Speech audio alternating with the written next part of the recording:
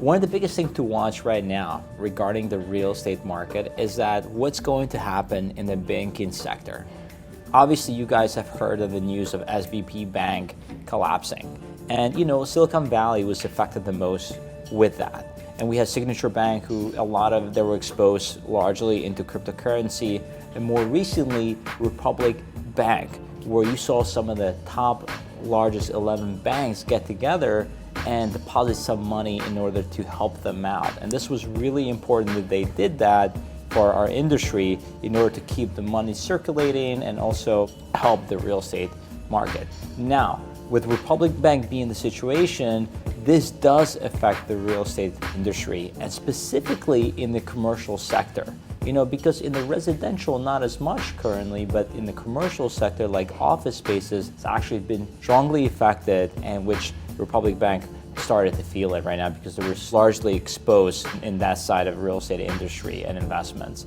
Even here in our hometown in Philadelphia, we have the business district where there's a lot of empty offices just sitting, and there needs to be something that has to happen with that. Either we need to start attracting more larger private institutions to come in here and continue to bring more workers into the city, or potentially get some of the larger developers started developing some of those office spaces into residential. I think this is the key thing that we need to pay attention here in our market in the next 5-10 years.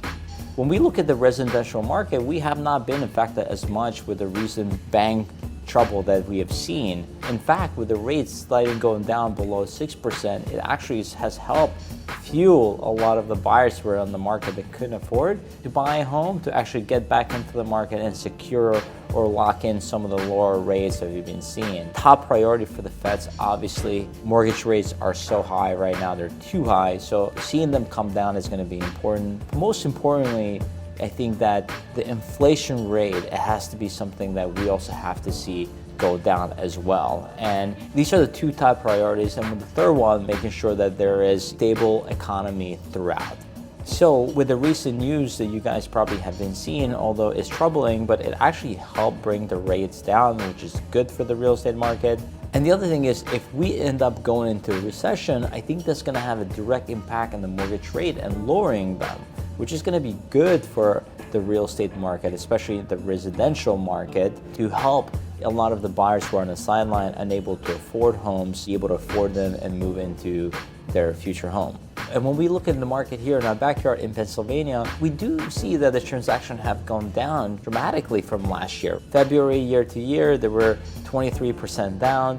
And we also noticed that new listing on the market also down, which is just under 18%. So less transaction, but also a lot less inventory as well year to year. And the median home price has actually gone up by 7% year to date here in Pennsylvania. When we look at month supply inventory, that's under 3 months supply, 2.7 of inventory in our state. So if you're a home buyer, home seller, it's really important that you understand this data, because obviously market is very different neighborhood by neighborhood. Real estate is hyper-local, so depending where in PA you are, that could change. But we're still on the seller's market. So with less than 3 months supply, the high mortgage interest rate really hasn't slowed down the market at all here in Pennsylvania. Although some buyers are unable to actually afford the price points that they were able to afford when the mortgage rates were higher, we're still seeing those families make offers on their homes and working really hard to securing a property in their communities that they're striving to be in. And I think this is the important lesson here for us, is that a lot of folks right now are looking for a home, just really unable to find it because of the low inventory. Regardless of the mortgage rate, they're still out there trying to make it work. And if anything is going to happen in the next few months, hopefully it's going to help lower those mortgage rates to make it much more affordable for everyone, which I do believe because of that, it's only going to increase the buyer demand.